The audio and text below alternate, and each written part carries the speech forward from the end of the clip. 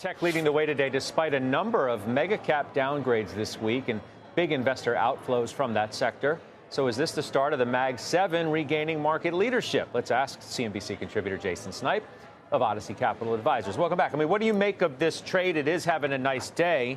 We can hit that first before we talk about some of these downgrades this week.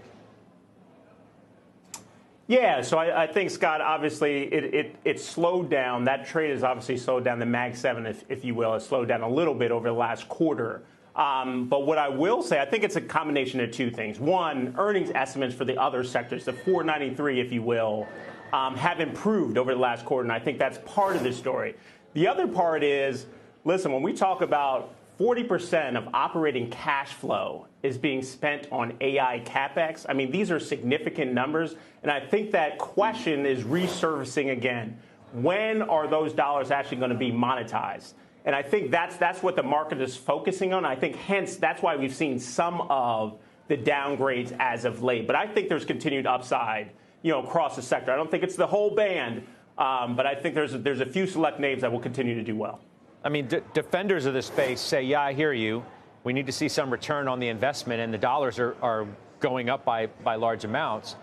The flip side of that, though, is, well, where else in this market are you going to get the kind of growth that mega cap stocks continue to deliver and that you can bank on, right? The fundamentals continue to back the idea of money going towards the space.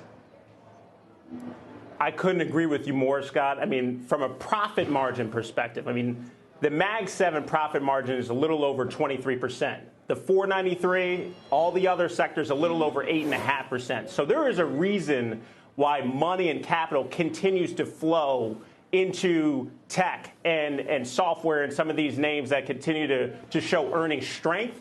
So I'm not surprised at all by that. And again, I think a little bit has been the story of we've seen some earnings revisions go upward in other areas of the market. Maybe it's a little bit of consolidation, a little bit of slowdown. We're taking a breather from a tech perspective and looking at other sectors. But again, I think muscle memory will come back and these names will continue to move higher. What do you make of this NVIDIA move? What's it about over the last couple of days? Yeah, well, listen, I think we heard from Jensen a little over a week ago. I thought it was a great interview on CNBC, just talking about endless demand for the Blackwell chip.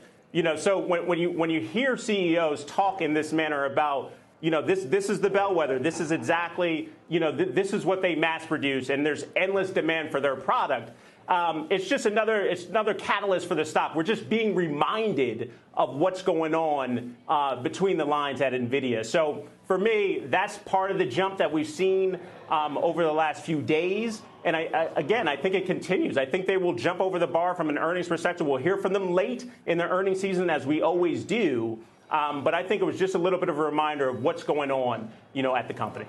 Are you worried about what's happening with Amazon? It's been down like 8 of 9 days. We got downgrades this week as well. Yeah. Not that people are negative on the long term. These are more tactical calls. Yeah. Well, I think part of it is, we heard from their retail business appears to be struggling a little bit. It's 62% of the business. We talk a lot about AWS, which had a great quarter. We saw real acceleration there, up 19% year over year. But when you're thinking about third-party sellers and you think about Walmart as an example, which for fulfillment is 15% cheaper for third-party sellers to sell on their marketplace, that might force Amazon's hand in that respect and potentially lower expenses. But when I think about all the levers that Amazon has, whether it be AWS, obviously the cloud business, whether it's advertising, which was up 20% year over year, and their subscription business that continues to grow with Prime, I just think there's a lot of areas for them to make up the gap, if there is some competition in the retail side. So I like what Jassy's got and his plan going forward, so I think this stock can continue to move.